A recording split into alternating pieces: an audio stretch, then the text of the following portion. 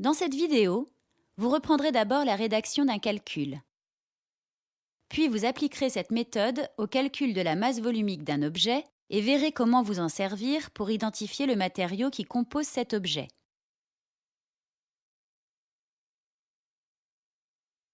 Lorsque vous rédigez un calcul, il faut d'abord écrire la formule utilisée, puis faire l'application numérique et pour cela, écrire les données utiles, vérifier les unités et enfin, remplacer les symboles par les valeurs numériques.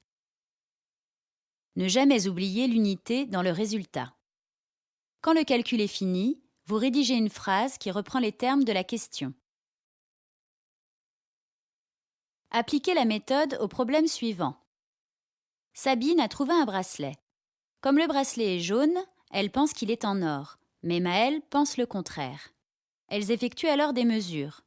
La masse du bracelet est 62,4 grammes. Le volume du bracelet est 3,2 cm3. Qui a raison? Ici, la masse volumique du bracelet va nous permettre d'identifier le matériau. Rédigeons le calcul. Formule. Vous cherchez la masse volumique, donc vous utilisez la formule ρ égale m divisé par v. Application numérique. M égale 62,4 g et V égale 3,2 cm3. Donc ρ égale 62,4 divisé par 3,2. Finalement, ρ est environ égal à 19,5 g par cm3. Conclusion. La masse volumique du bracelet est environ égale à 19,5 g par cm3.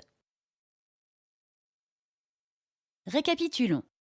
Vous avez écrit la formule ρ égale m divisé par v.